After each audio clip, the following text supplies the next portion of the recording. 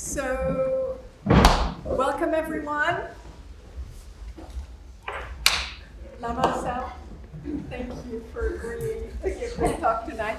So, we're really thrilled that you're here because Lama is on a private visit in London. And of course, when he heard that he was going to be in the area, we said, please, please, please, will you come back and give a talk? And he agreed to do that. So we're very, very happy that you're here. And today is a special occasion for many different reasons. The talk with Jackie just a moment ago was absolutely wonderful, and I want to express my appreciation to Jackie for sticking her neck out and sharing those really precious stories and warming up the room. And today is also Lama Osel being here, coinciding. Today is the 24th anniversary of Jamyang being custodian of this particular building, the courthouse. And so we thought it was really auspicious that the dates coincided. And so, anyway. Thank you. Thank you so much. Where's Jackie? Oh. I couldn't see her. Thank you so much for that talk. It's very inspiring. Very inspiring. Oh.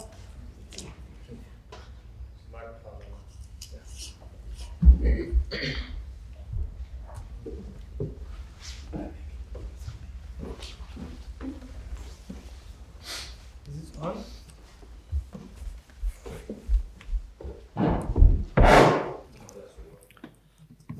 Hello everybody. So good to see you here. I'm very grateful that you came to listen to this small potato. I'll try my best to express what I feel that is helpful. So whatever feels that can be of benefit, then use it. If not, just, you just let go. So I normally like to improvise because life itself is an improvisation. So I was wondering maybe if we could do like a group thing and the people could suggest to me, I'll do that later. Yeah. Hello? Yeah.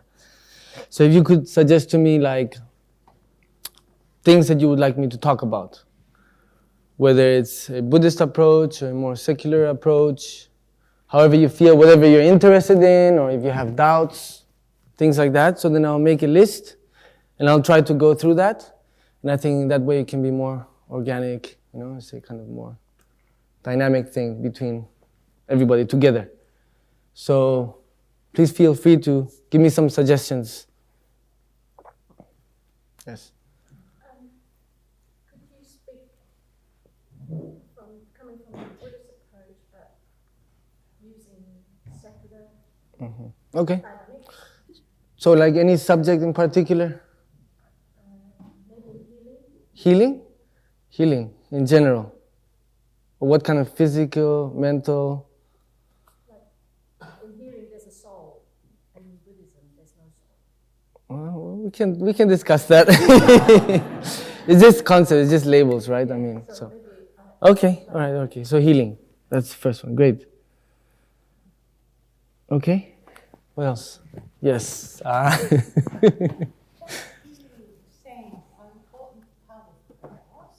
Sorry? Yeah. When in your talk was saying how important the power of prayer was. Power of prayer. And although I love to recite to pujas and things, when I make the dedication, I just go blah, blah, blah, blah, like that. And I just wondered if there was any way I could Okay. faith that what Prayer. I wish for or what I wish to dedicate towards will. Okay. Great. Any more? Yes? Parenting. Hello, how are you? I think you had your second child now? Congratulations. Parenting, it would be interesting both from the Buddhist perspective, you have access to those teachings. Right. But it doesn't feel right for me to teach a religion. So, but how do you Okay. I think parenting is a tricky subject, but so I can only talk from my own personal experience because I have a son. So he's 2 years old still. I mean, he's still young, so it's a lot I haven't learned yet. But I can talk from my own experience. That's about what I can do. And also try to give a little bit of input from what I understand from Buddhism and life in general. So definitely that's a great one. Parenting, because we're all children too, and we are sons, so it's a vice versa thing. Yes? Could you give advice on how to clear up imprints that keep recurring in dreams? Painful memories earlier in this life, a long time ago, like 30 years or more. Mm-hmm. But they still come up quite frequently in dream time. Is that like post-traumatic something, or is it like a random kind of thing? Like breakup of marriage and Samsara. So what exactly? How to shift those imprints Okay. that trouble you in the dream time. Okay, so dreaming. We can just do like kind of like go into dream yoga. Oh, I can't talk about that, but I can talk a little bit about how to start. Okay. Yeah, because that's the subconscious, right? So, yeah, dreaming. Okay. What else? Yes? Wow, we have many. Good. Death. Oh. From a Buddhist perspective. Okay. I think I'm getting myself into trouble now. Wait. Okay. Yes. Could you discuss like a Buddhist response to climate change? Climate change? Okay. I think that I'll put it in the bottom of the list. Okay. Have you have a like tree plant initiative? I do, yeah. And you wanted to dedicate it to the long life of Yeah. Lama and Frankfurt.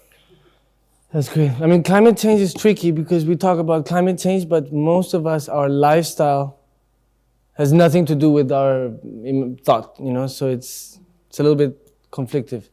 Yes? Could you talk about transgender and why someone would feel that they were born into the wrong body? Well, that's from Buddhist? Yeah, okay. Okay, it's getting a lot. I think we're going to have time. Oh, okay, 1, 2, 3, 4, 5, and any more? Okay, do 5 more. Yes.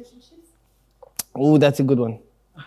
Actually, that's relationship. That's very good because I can even start with that because that's our relationship with ourselves, the relationship with life, and then of course relationship with people. But it starts with oneself. So that's really, really good relationship. Okay. Yep. Reincarnation. Am I the right one to talk about that? Reincarnation. Okay. Yes. From a modern physics perspective, Mm-hmm. if you focus on something, you manifest that whether you're focusing on it from a perspective or you don't want it. And it's coming to my mind quite a lot about, in the Buddhist perspective, we talk a lot about people who feel suffering. Mm-hmm. So it's been in my mind, if you're focusing on suffering, are we perpetuating suffering? Okay. Well, I mean, Bob Marley already said it, right? You think you're living in heaven, but actually you're living in hell. That's one of his songs. It's not just a Buddhist perspective. But We keep saying feel suffering. Yeah. They say she don't people be happy. It's concept of suffering. Yeah. It's relative based on the perspective. So we can go into that, okay? So I'll put suffering, right? Suffering, just point of view of suffering, or just suffering. Because for some people, suffering is relative, For some people it can be huge, for some people it's... Yes? Yeah, it's actually about that point of relativity. And my question was going to be about right action concept. Right action. Right, well, that's... Okay, right action. It goes together with right motivation. That goes back far away, 20, 30 years ago. It may not be entirely on. Mm-hmm. But it relates to the relativity of ethics in general and Okay. questions. And I think it's important. Okay, so a couple more and that's it. Okay, yes? Natural enlightened state, what stops us going through to that at this moment? Or how is it going through to That would be ignorance, actually. Ignorance. That's the first. Ignorance. Anyways, I can go into that. So what was it? How should I? Enlightened state. What? How? Okay, what's stopping us? And uh-oh. Okay. Yeah. I want to. It's about emotions and about. It's a very good one. For the negative, the pattern of projecting. Emotions. Sorry, We can just touch emotions. It's just more to do with attracting negativity through a self-opinion of oneself. It Okay, may not be a so healthy one, attracting which negativity. Okay. is quite common in our society. Yeah. And then all this stuff about anger, attachment. Okay. Underneath there is something that is fundamentally quite unhealthy. Okay. Yeah. Thank you, Bessie. One more, 2 more. Okay. Yes. Oh, 3 more. Okay. Okay. Yes.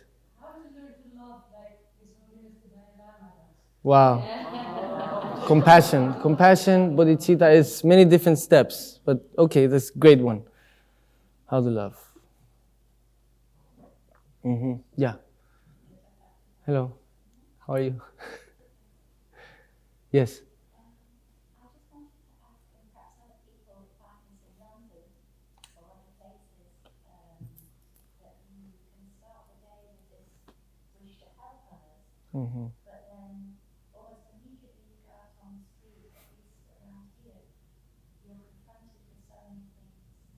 Homeless people, how to really help, people that are suffering with health problems in some way, or street,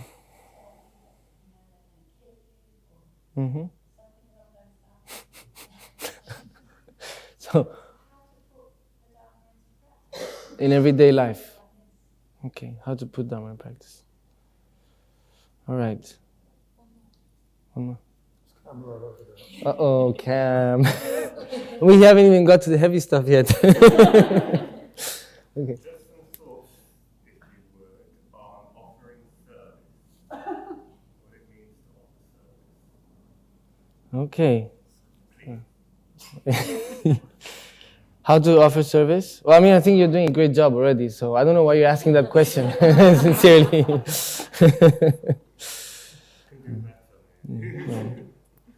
Okay. One more? All right, 17.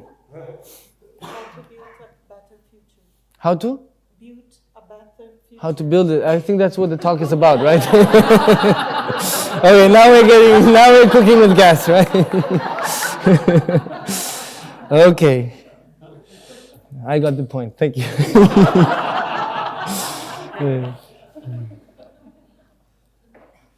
Okay.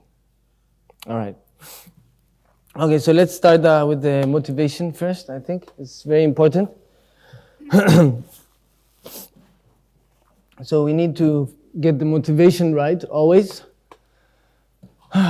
Can you hear well through the microphone? Or? Yeah? It's clear? Okay. Because the motivation is so important. It's the most important, actually. So everything starts with the motivation.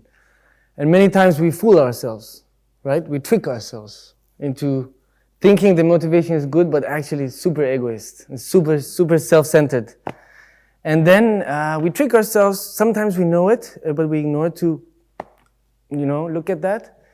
And we just go forward. We move forward. And we know the result is going to be unsatisfaction or unhappiness or, like that. We know that, and we still keep doing it every day throughout our lifetime. So I think motivation is the key, one of the most important aspects, of a happy life, together with gratitude. So let's start with the motivation. And so I grew up in a Tibetan monastery. My first language is Tibetan, so I'm quite traditional sometimes. So I'm just going to do the prayers in Tibetan, and all of you, whatever you feel, however you feel, motivate yourself to the time we're going to spend together. I mean, first of all, it's very clear that we have a karmic connection. Whether you believe in karma or not, if you want to see the past, you look at the present. If you want to see the future, you look at the present. So in the present, we're all sharing this space and this air, this time, right? So somehow we have a connection, so which is very beautiful. So I just want to thank you all for giving me this opportunity of being able to share with you, and for me to feel useful, at least.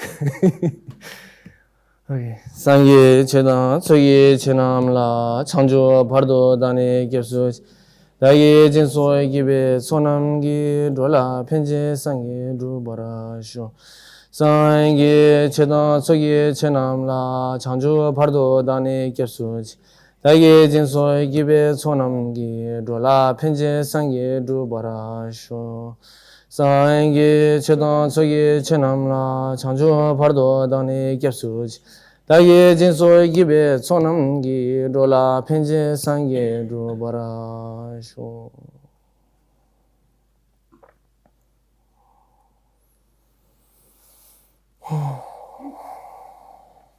So, if you don't agree, please let me know. If I make a mistake, please let me know. I'm learning, and I believe I'll be learning. Even the day I die, I'll still be learning about the process of death. So, which is part of So please forgive me if I make any mistake, and I'll be happy to take any criticism. I love criticism, constructive criticism. And I believe that's a true friendship, you know, when you're able to tell someone what you think in a constructive way, and behind their back you talk good about them, right? So that's a real friend. People who smile in front of you and think something different, and then behind of you they say something, you know, talk bad about you. That's not true friendship, and actually you're hurting yourself. So it's very important. Okay, let's get started. Healing. Okay, so when we think about healing, there has to be a problem, right? If there's no problem, what are we going to heal? We're not sick, what are we going to heal, right? So the first step to healing is to recognize. To recognize there's a problem. To recognize there's something that we need, or we haven't achieved, or we have to get to, or we have to improve, etc. So I think the first step of healing would be to recognize that we're doing something wrong, maybe we have to change certain habits, like that. So that is the first step, to check, to observe. If we don't observe ourselves, then it's completely useless. You know, we can't really start the process. And many times we're scared of looking inside, we're scared of our potential. We kind of like tend to check other people, observe outside, you know, judge other people, even condemn sometimes.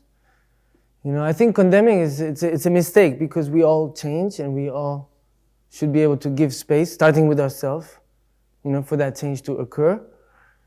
So, I mean, if you have to judge, okay, you can judge, you know, but, you know, start with yourself. You know, I mean, we don't even know ourselves, so we don't really have a right to judge others. We don't know others. I mean, okay, you can think, oh, I do know myself. I've been with myself 30 or 40 or whatever years it is. But let me ask you a question.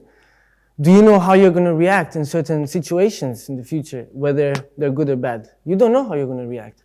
Many times we react in certain ways and we don't even know why or how. And then maybe the next day we think about, oh, why did I say that? Why did I do that?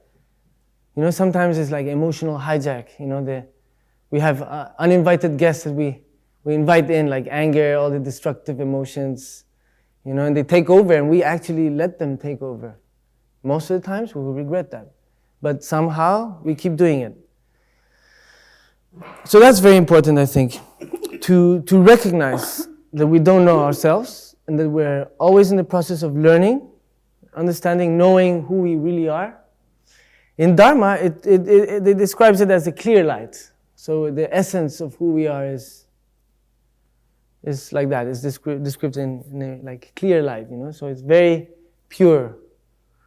And so it's basically we all have the potential of Buddha. And that potential has two aspects. It's already the potential that is already there. But then, of course, you need the other potential, which is you have to put it in practice. You have to work. Right? So the combination of the two will take us towards that direction. So I know you asked me about the enlightened state, but I think that's like really far away somehow. So I think we have to, focus step by step. It's good to have an aim, an objective. Say, okay, I want to go to the top of that mountain, right? But you have to start here. So it's good to know where you want to go. So that's the motivation.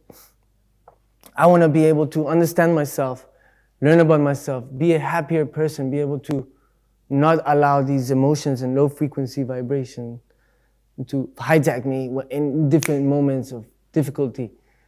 And when I get to that point, to be able to share that, not just as an example, but through the experience, to be able to share that with people, So I think that's a great motivation, because one of the main reasons we are unhappy is because we are too self-centered.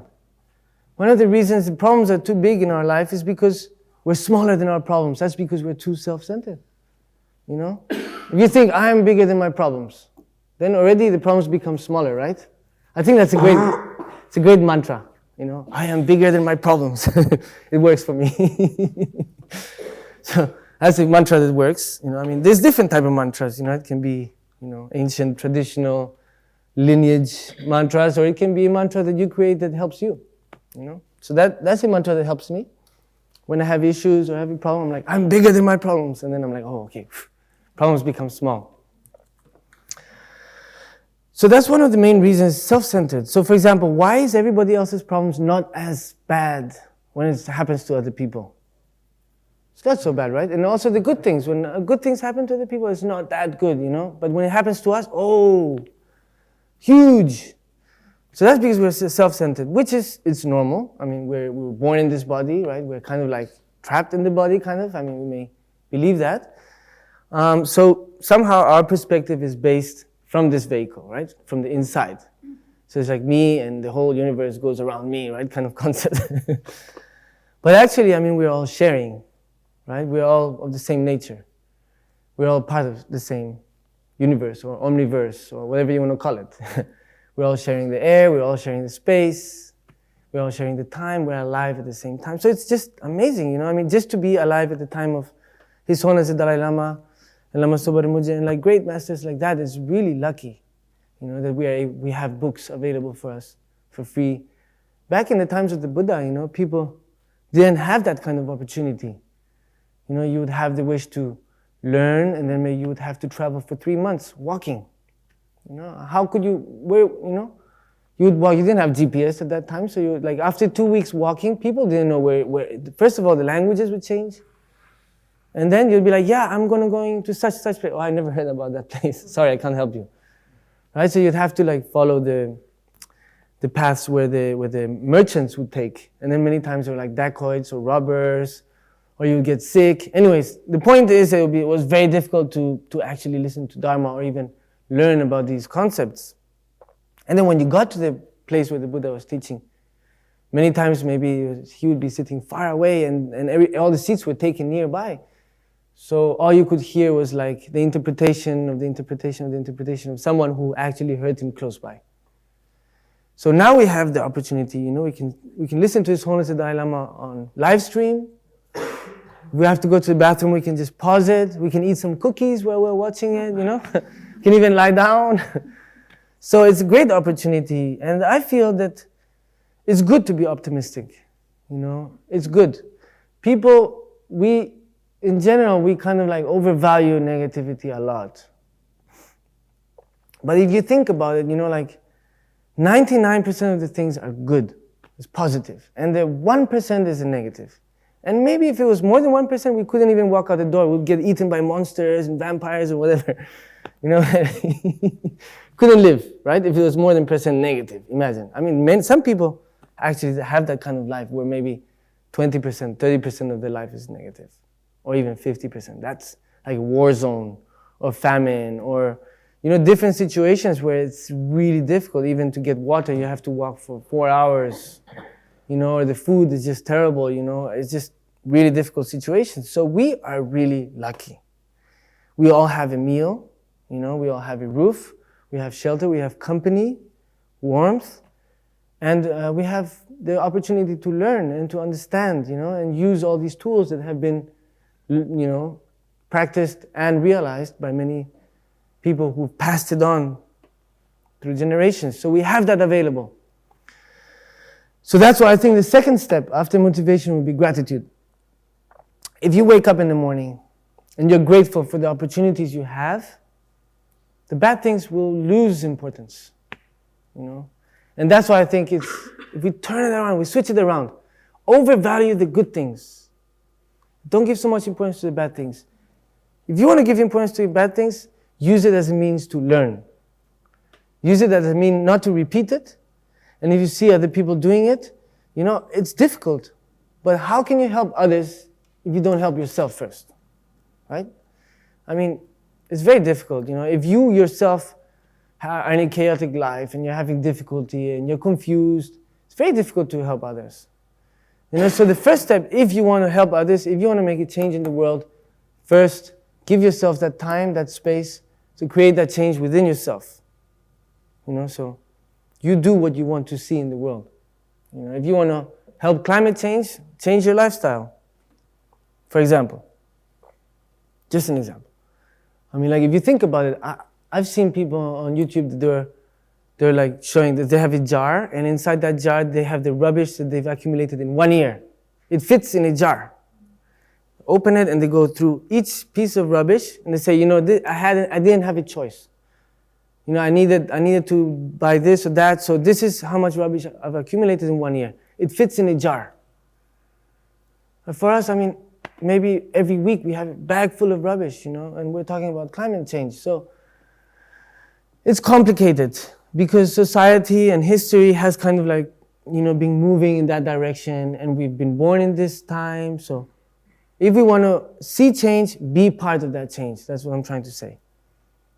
So how to be part of that change is start with yourself. So first step, motivation. Why? To help others, right? So with that motivation already you're going to be more happy. Because if your motivation is me, I want to be happy, then in the end it's going to be very difficult to really be happy. Because you will never be satisfied. You can never really reach that with that motivation. It's impossible. And that, it's, you know, it's not me who says it. It's many people from thousands of years who've experienced that. So that's what Dharma says, right? So the motivation should always be, I want to improve as a human. I want to learn about myself. I want to understand the nature of my mind in order to be able to help others to be happier. And automatically you'll be more happy. That's a fact.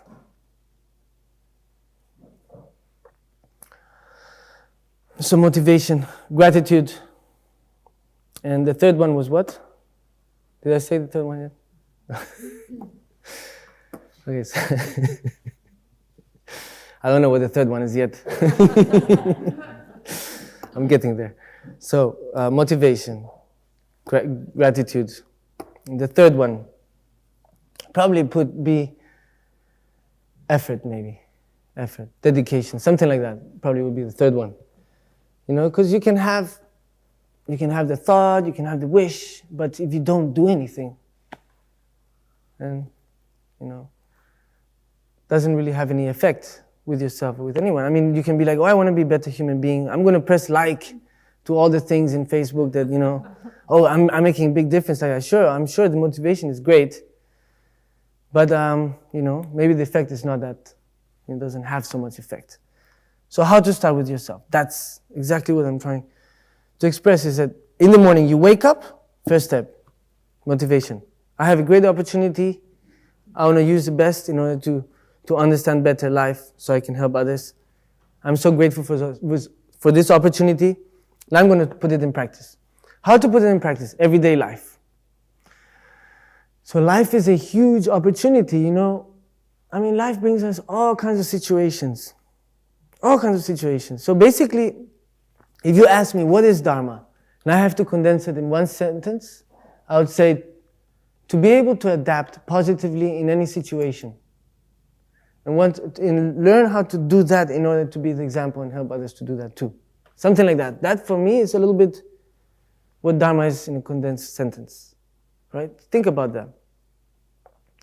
If we can adapt positively to any situation, we'll be super happy, right? Think about it. Oh, problems. If you stop thinking, where do the problems go? Right? I mean, of course, we have physical problems. Obviously, problems exist, but they're minor if you change your perception. If you change your perception, you change your perception, you change your life. If you don't agree, please tell me. I'll try to explain it in a different way. Because I'm learning also, so. But that's how, for me, it works like that. Many times if I'm in a difficult situation, I'm unhappy, I'm depressed, and whatever, I try to change my perception. It is very difficult sometimes, especially when you're in that dark hole, and it's almost like impossible, almost impossible, it's like almost hopeless sometimes. So what do you need? Sometimes you need time, you need space, you need also people to help you. In many cases, we're alone, apparently we're alone. I mean, we're not alone because we have like billions of, live beings that are working for us constantly in our body and they don't tire. I mean, if they were lazy like us, I mean, would have a hard time. But all the organs, think about the heart, for example, just the heart. The heart starts pumping when we're 2 weeks old as a fetus. And it doesn't stop for a whole life. Does the heart complain sometimes? Maybe it does complain, But it's about also listening to the body, taking care of the body. That's why love starts within. Help starts, you have to help yourself, you have to understand yourself. Then you can help others. So that's, anyways, I'm going round and round. So I just wanted to make a point before I start, because I think that's, for me, is a basis. If you don't have that, then it's a little bit difficult to kind of move on. People say, oh, initiation, oh, meditation, oh, this book, this teaching, that teaching. In the end, if we don't get the basis, if we don't confront ourselves, it's called a spiritual bypassing. We're taking refuge in something in order to avoid looking at ourselves or confronting what we fear about ourselves. So then in the end, after 20 years, we still have the same problem, or maybe worse, because we haven't really checked it.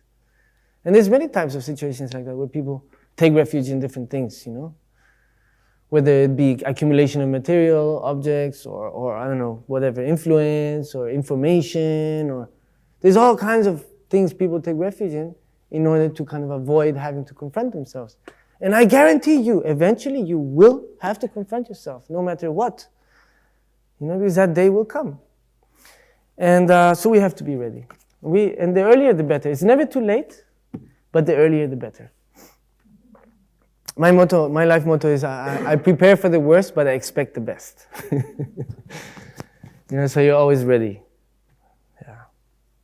But of course, because we say, you think about like in Dharma, say it's all suffering. We're talking, that's one of the questions, right? Oh, we're suffering. Oh, it's bad. Problems. And then sometimes you think, if we focus on that, we're projecting that, we're creating that reality, right? But sometimes you have to be realistic. You have to be prepared. But it doesn't mean that we're creating that reality. I mean, it does happen sometimes if you project what you fear all the time. Somehow you may attract that. I don't know. It could be. But I think in Dharma, basically what it's talking about, it's about saying, hey, wake up.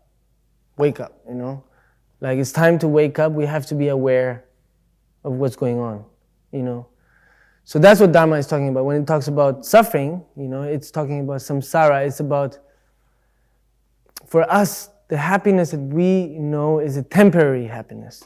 Just like the suffering is a temporary suffering. Our problems are temporary and our happiness is temporary. So Dharma is talking more about the ultimate kind of objective. But in order to get there, we have to start step by step. You can't think about the roof of your house if you haven't built the foundation or even thought about designing the blueprint. Or even you have to find the land, So that's why step by step. So one of the steps is to recognize that this is a symptom. There's a symptom, there's a situation. Or a problem. I don't like to say problem, I prefer to call it a process. Because problem sometimes kind of like weighs us down. The process doesn't. So, like, for some people, if they, I have a problem, oh, it's like a mantra. we weigh us down. But if you say it's a process, in order to become stronger, in order to learn, in order to be able to help others, to overcome that situation also. So that kind of motivation helps us, to overcome those situations. So I like to use process. So we are in the process of life, and yes, so suffering. What is suffering? Suffering is, of course, is very subjective. But yeah, it's samsara. So Dharma talks about samsara, like how we are in the wheel of life, going around and around and around. Dharma says, like we're our souls or our mind or our whatever you want to call it, there's something there, right? I mean, who knows? I don't know, that's for sure. But in Dharma it says that it's infinite. There's no beginning to our clear light, to that mind or whatever you want to call it. There's no beginning.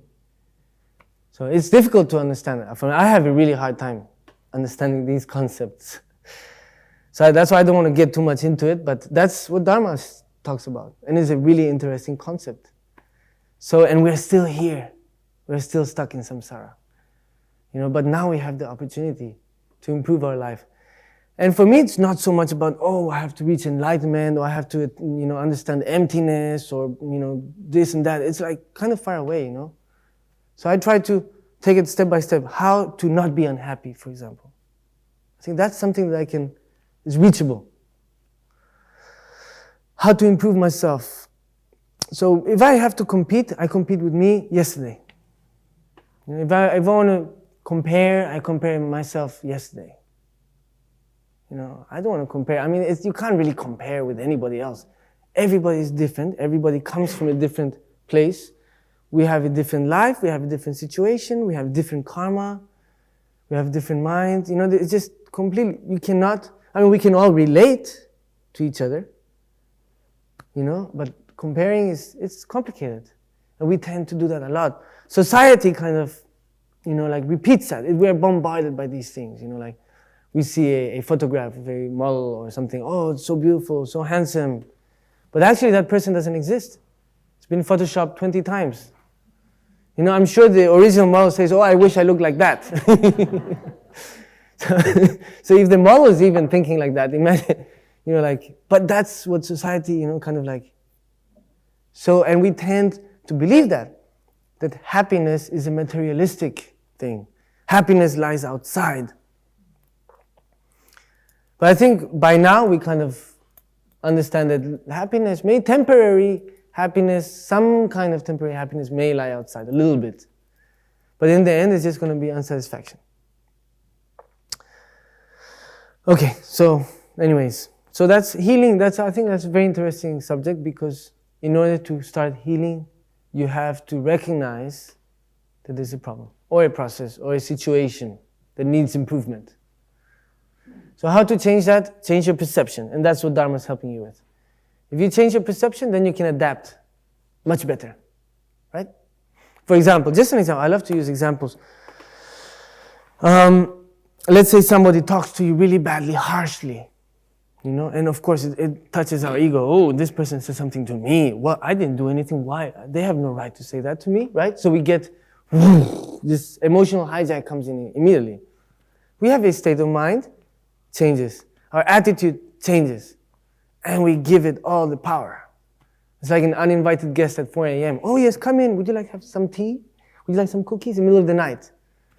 A family member comes, we're very suspicious. Why are you here at 4 a.m.? What are you doing here? But if it's anger, oh, come in, please. No worries. Here, take my body. Do whatever you want. Break things, shout, insult. And maybe tomorrow we'll regret it. Or not, I don't know. Sometimes we say, no, I have the right because he did wrong and I had the right to shout to him, da da da. Convince ourselves, like that. This is a whole process. Anyways.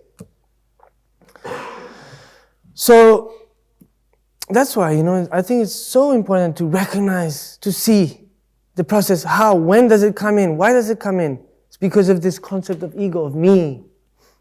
I think we should have a self-worth. Of course, it's very important. But don't overdo it. Because then you're in trouble. Because then you think you have the right. you know, and that's one aspect. The other aspect is if somebody talks to you harshly, if somebody shouts at you, what does that mean? What does that mean? Think about it. It means they are suffering. They are unhappy.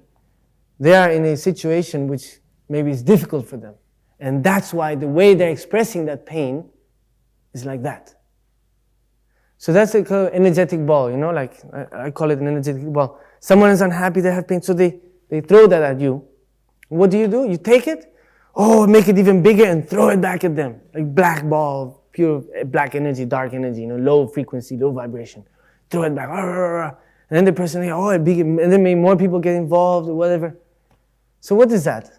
We're just making things worse. You know why? Because we're thinking me. And that is only going to bring suffering, not just to yourself, but to the other person too. So that's the other aspect. To understand the reality, understand the perspective of the other person. Right? To understand, to be aware. You know? Compassion. So if you are aware, the moment you're aware, wow, okay, he's talking to me like that, so it won't affect you anymore. Somebody can shout at you, wow, okay, maybe the ear, okay, you just cover your ear a little bit. Spit flying everywhere, it's like, okay, umbrella, open the umbrella. No, I'm exaggerating. But like in general, you know, like, it can happen. So if you're aware that the other person is suffering, it's not going to affect you in a negative way. You're going to want to help them. And then you neutralize that energetic ball, right? Somebody talks to you harshly, if you talk to them with compassion, with humility, with patience, with understanding, because many times, most people, what we're looking for is recognition or understanding. You know, somebody that sees us, hey, I exist, you know, oh, okay. So that's what we're trying to do, you know, we shout, no, it's not, hit the head table like that. Why? Because you want to be recognized. You know, like that. Maybe you feel lonely, whatever it is. But the way you're expressing yourself, if the other person is aware, you can see he's suffering. So this is an opportunity to help. This is an opportunity. See it as an opportunity. So that is the other aspect. So then you neutralize the energetic ball, and instead of throwing back a black ball, you transform the black ball and you give back a beautiful flower here. And then the other person will be like, oh, and then maybe they will pass it forward, you know. Maybe next time somebody talks harshly to them, the way they will answer will be with compassion and understanding and humility and patience. So it's easy to talk about it, but I'm probably the first one who doesn't do it. So slowly improving is important, and to see that improvement. You know, like for me, sometimes I'm like, oh my God, I'm so far away. But then I look back, I'm like, hey, at least I've got up to here, right? I've improved a little bit. If I look at myself back, 10 years ago, 5 years ago, I'm like, hey, it's not too bad. It's okay. So that's good, to look where you came from, how far you've come from. If you look, oh, I have this much to go, then it kind of like brings you down. But if you say, hey, I've done all this already, that really motivates you, gives you power, gives you strength. So that's important. Yes, of course. On an individual basis, that makes a lot of sense. Mm-hmm. How would you apply that same thinking to a much wider context whereby an authoritarian or political... In general. So, as I see it now, there's a lot of this on earth now, whereby faith communities are doing exactly as you're saying, striving, looking inwardly, and caring for one another. But when we've got, and I'm not making this political, but certain figures around the world throwing... I understand. Most of the communities. It's very difficult, when you look at the Amazon. They're literally selling pieces of the Amazon. And what's happening? Nothing. That is disturbing. I mean, the Amazon is quite fragile in itself, and if you do that too much, it can just collapse. I mean, it can just disappear. And there's so many medicines and plants that originate from there. I mean, it would be devastating for humankind.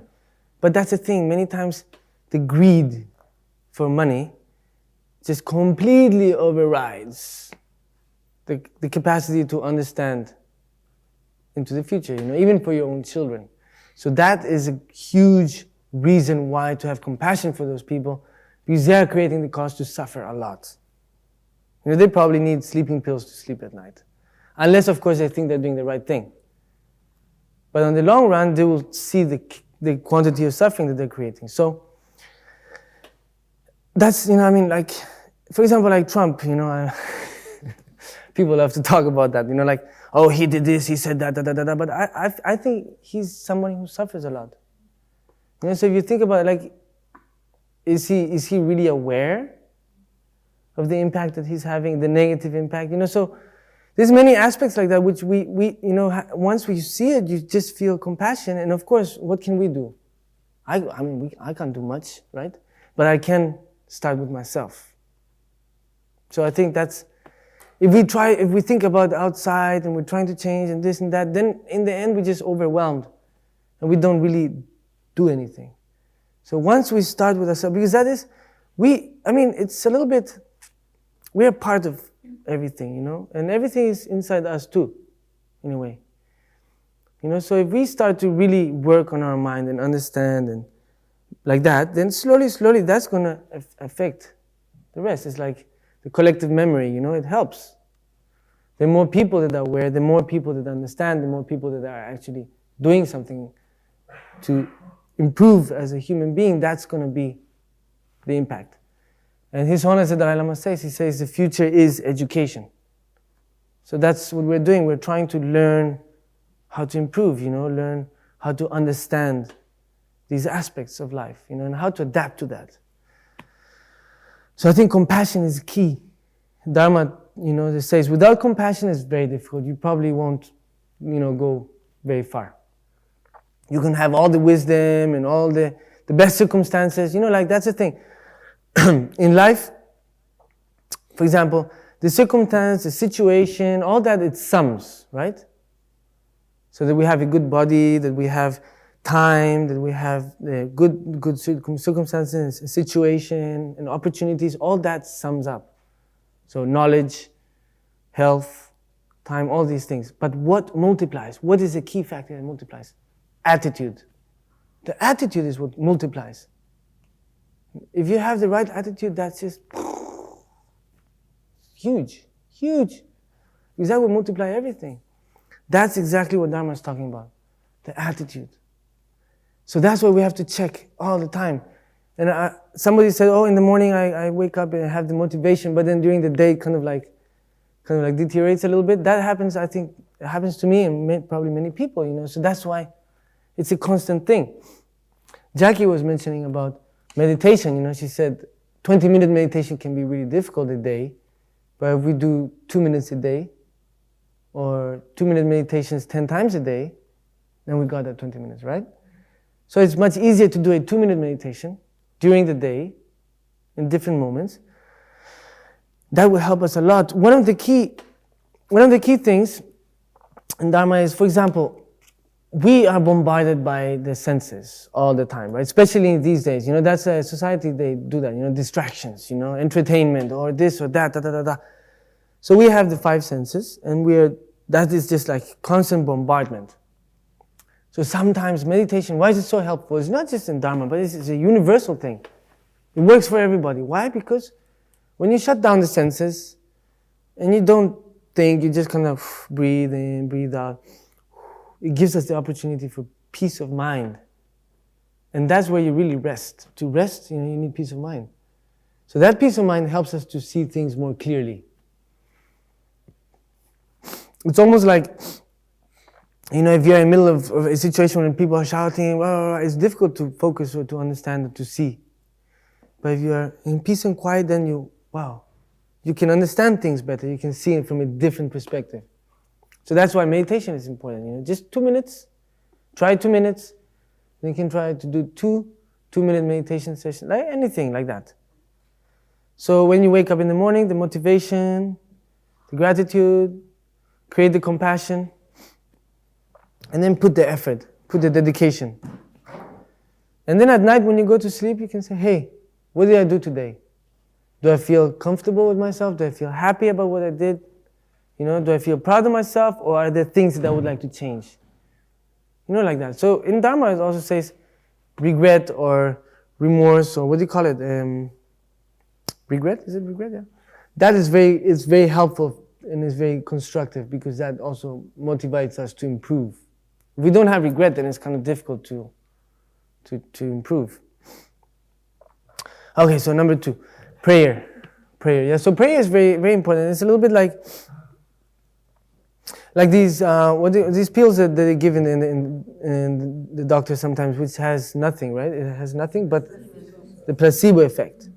So prayer is very similar to the placebo effect. Very similar. So many of these techniques come from a different era, right? So sometimes we need to do a certain update, right? But it's the same thing.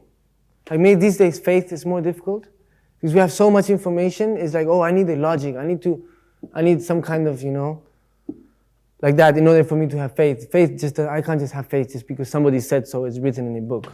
Like doesn't work that well these days. So the same way prayer is similar to that, The prayer, back then people would pray because it creates a certain pattern, a certain habit of thinking through faith. But the power of faith and prayer is huge. But you just change the name. It doesn't matter. It doesn't have to be called prayer. It can be anything else. It can be just thinking, hey, I want to do the right thing today. I want to be better than me yesterday. That can be a prayer, right? That the motivation, that thought, just that thought is a prayer by itself. So, if we want to go into the traditional aspect, it's all available. And people have been practicing it, they've had realizations, and it works. And it's available. So we can, we just have to get what works for us. So just filter what is, what works for us, what we identify, what we can relate to, we take that, and the rest, it's not necessary. We don't have to read the whole book or try to understand absolutely everything. In the end, we'll just have a headache and get frustrated. The Buddha, at the time of the Buddha, when he was giving teachings, he used to always say, don't believe everything I say just because I said it. You have to treat the teachings as a goldsmith treats gold. Right? You give a nugget of gold to a goldsmith, and he will check it as a goldsmith will check whether it's gold or not. And once he sees it's real gold, then he'll be, this is a precious metal. This is worth something. But until he doesn't check, right? Yes? So just going back to the prayer, and you said it works, but I just wondered why you think it works. For me, it's an atomic level thing. Okay. It's your vibration. Sure. So I just wondered how. Okay. So we are creatures of habit. We are built on habit since we're babies.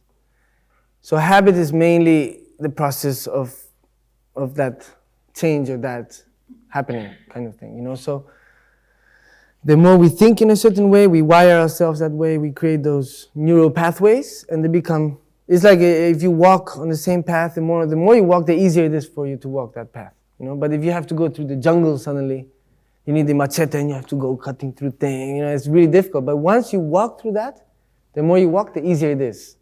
So that's what prayer is. It's creating those neural pathways. It's habit alignment. There's so much that we don't know. There's so much. But I'm not really the person to, I don't know myself, So I can just share what I feel that I kind of helps for me and what I've been through kind of thing. For me, I had my doubts with prayers, but it does work because it's not just, just reciting. Who was it? That you recite and that's it. Of course, that can have some kind of effect, but that's not really the point. The point is why you're doing the prayer. Right? So that for example, just having a thought is the beginning of creating that reality. If you look in this room, everything in this room has been transformed by the mind, by the thought. Right? Apart from the air maybe, or the flowers, the natural aspect of the flowers. But everything started with a thought. So that's how powerful the thoughts are. That is the beginning. So if you create a habit, a thought pattern that is positive and is productive and is actually creating some kind of basis for you to be happier, then that can be of benefit. It doesn't work for everybody. Different people need different things. Some people, maybe instead of prayer, they need sports. And that works for them because it disconnects their mind from their everyday problems. You get happy because it makes you happy to do exercise, makes you happy, the body feels good. And so we just have to find what works for you, basically. It's all available. You just need to have the wish. But to have the wish, you have to recognize first that there is space for improvement. So that's basically what we're trying to do, is trying to see that there is like a symptom or something that we are stuck somewhere, and we need to do something about it, because that's why Dharma talks about suffering and problems and like that, because in order to emphasize, not to lose more time, not to just listen and just go home and that's it, and the next day you're just back in your same old habits of whatever it is, So that's why slowly, you can't change from one day to another. It's impossible. It's like a baby. A baby doesn't learn. You can't teach a baby how to crawl or how to walk. The baby has to learn through example, right? With my son, it was like that. He was trying to crawl in the beginning, but he wasn't. So I would walk on my 4 legs. Then he would see me and be like, "Oh, wow!" And then he started doing it himself. But I can't teach him. He has to learn, and that's why we have to walk our own path. Nobody can come say, "Hey, look, I found the truth. Here, take it. It's awesome." Maybe for me it's awesome because it works for me, because that's my path, that's my truth in a way, which may change based on the circumstances of my life too. But that's why, we all have, so Dharma is a little bit like a light, it's a light. In the middle of the darkness is a light, and then with the light we can actually choose which way we want to go. But we are the ones who have to choose and decide and walk. Nobody's going to walk for us. So that's why prayer or habit alignment, we can call it, instead of prayer, call it habit alignment. Change the name. You do a little bit of habit alignment every day. That's it. Mental habit alignment. Okay. 3, parenting. Okay. Yeah.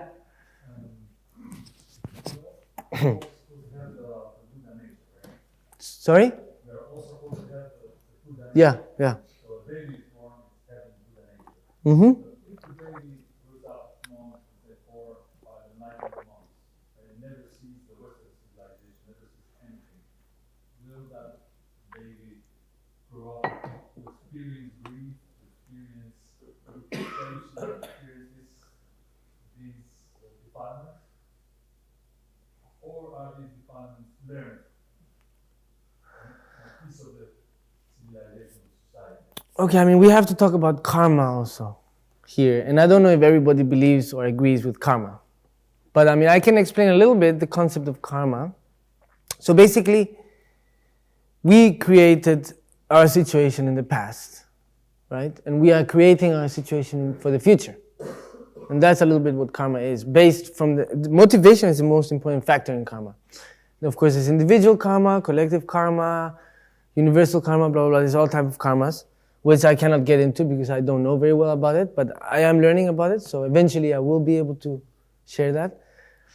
But so we have, so the Buddha potential is different. There's like a hidden one, which is already there. It's like a seed, right? The seed is there. But for the plant to grow, you need the circumstances, right? The water, the earth, the dedication. So that's the second type of potential that we have. So just the seed by itself won't have any result if it doesn't have earth and water and air and all these things and the sun. Do you understand? And then based on the karma that we've created in the past, then there's certain situations in the present that we have to go through. Whether it's purification or whether it's learning, but then we're getting into a little bit more like a philosophical point of view, right? But I didn't really understand your question because I can't hear you so well, but it's something about the baby growing up in what? You mentioned earlier about the education. Education, yeah. So we're getting into parenting now. Are we getting a very, very wrong definition in the society we live in? Ah, yeah. So yeah. We live in another society. Yeah, I mean, they do teach us how to work. But teach us about how to live, not so much, right? I mean, that's up to our parents. And many times the parents, they themselves don't really know so much about how to live. Because we live based on habit, and the habits many times come from the earlier generation and the generation before that. And many of these habits are not healthy habits. I mean, for me, for example, I think about war, and I say, how come war is legal? How can they give someone a medal for killing people? I mean, okay, maybe they're defending their country, right? But the thing is that war is a business. And I don't think there's any war that has been fought without the intention of making money or gaining influence or power or land or information, whatever it is. It's a selfish purpose, at least the one who attacks, right? And somehow that's legal. I mean, it happens all the time, right? Even today, with all the information we have. And so it's a little bit obvious that society is a little bit, there's certain aspects to society which, we can change. We could change, which would be better, would help people to be happier. But somehow it doesn't happen. Seems like it's getting worse in a way. But that's just based on perspective. So, I mean, that's why His Holiness talks about education, and now we're going to talk about parenting. So I think it's so important, So important. And we have to educate ourselves too, how to live a healthier life. Nutrition, lifestyle, do some exercise, do some meditation, because we have the mind, we have the body, right? So work the mind, some meditation every day. Positive thoughts. If you have bad thoughts, if you have these habit thoughts that are negative thinking, we get into this kind of loop. Oh, me, this problem, blah, blah, blah, blah. You start to repeat the problem again and again, and we can't get out of it. So we have to train our mind to let go. If you don't think, suddenly the problems are not there. The moment you start thinking, all the problems come back, right? But we can train our mind to observe the problems from outside the bubble. And then we can deal with the problems and adapt to them much better. So that's key. And for that we need education, we need to learn. So yeah, I think it's to learn, I mean, if you look about, like, for example, nutrition, a lot of the food out there is not a healthy food. There's not a lot of healthy food out there. And that's how it is, it's just things, but that's life, we have to, it's a challenge, let's say, you can see it as a challenge, so it's good. For some people, challenge is a positive thing. I don't know. Does that help a little bit, your question, or not? Okay, I'll try, okay. So parenting. Parenting is amazing, because it's like giving back what we received as a child, offering that help, that dedication that we receive. Many times we forget, the amount of effort and work and sacrifice it takes to be a parent. Especially if you're a single parent, it's even more difficult. And there's many people these days that are single parents. So I think it's so important to be super grateful to your parents, always. Even if you think they did a bad job. At least they tried. And if they did, if it was a bad job, maybe they were not capable, or they didn't know, or there's so many different reasons. But I think the most important is to be grateful. So as a parent myself, I feel it's a huge opportunity to be able to repay that kindness, And also through my son, I can actually see myself, and I can see the process, like you start off as a little piece of meat like that, and then you end up inventing gods, so wow, it's huge, I mean, you can't even, at the beginning, you can't even see, so small, and then slowly the cells are multiplying, becomes bigger, and after 9 months, baby comes out, and it's like, wow. Where did that come from? How did that happen? That's the miracle of life, right? I mean, it's magical. Life is magical. We just forget about it a little bit. Because it's just becomes like a normal kind of thing. If you look at the sun, you see the wind making the trees dance, right? You breathe in and it just takes the oxygen, everything else goes out. You eat the food and it transforms the food into energy. You can think, you have thoughts, you can feel all the 5 senses at the same time. I mean, there's just so many aspects of life that we forget about just because it's a normal thing. But it's magical. Life is super magic. And it's good to be aware of it, just, wow, it's amazing. Just like somebody talks, or there's a music, and then suddenly you can't see the music, but somehow it goes in here and we are able to transform it into some kind of concept. That's amazing. I mean, scientifically, they will say, there's an explanation, tak, tak, tak, tak. But it's beautiful, For me, at least, it's just amazing. I try to be aware of that as much as I can.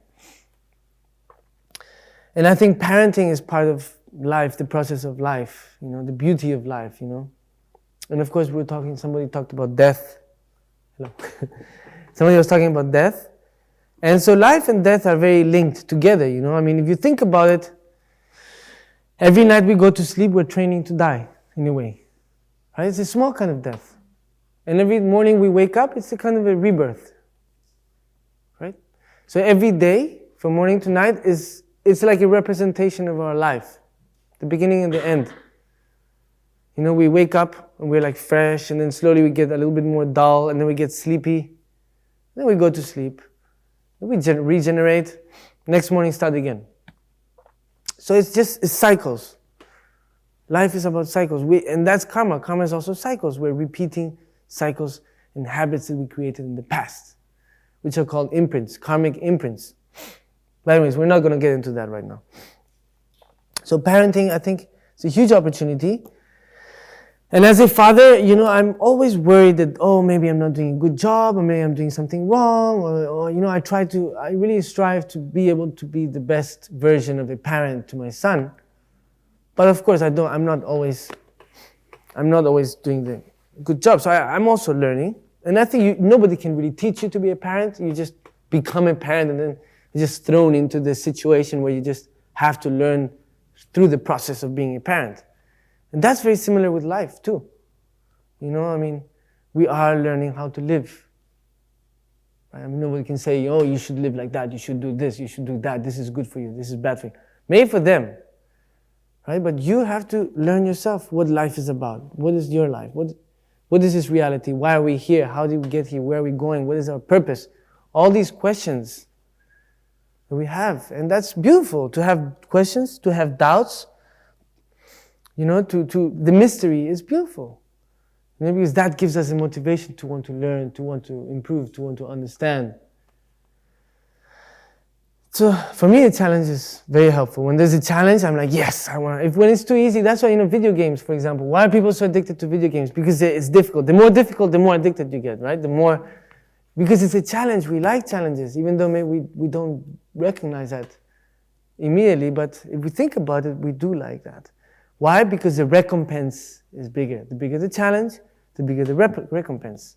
We feel good about ourselves, right? So at the end of the day, what are we looking for? Happiness, right? We're looking for happiness, but we see temporary happiness as the ultimate happiness. And that's why we create kind of an idealization, and we are setting us up. We're setting us up for disappointment, basically. So the earlier we see that, the better, right? So don't idealize too much. You have to be realistic. And through that process, learn how to live. Learn how to live. Because society is not really going to teach you that. I mean, society itself, sometimes, in many aspects, is sick.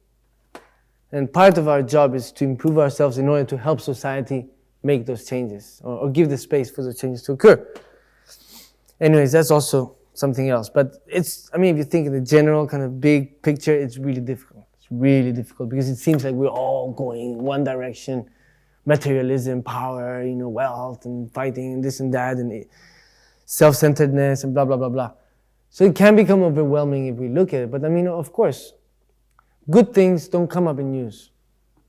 A mother that had 8 children and passed them through university and raised them all by herself, it's not going to make headlines.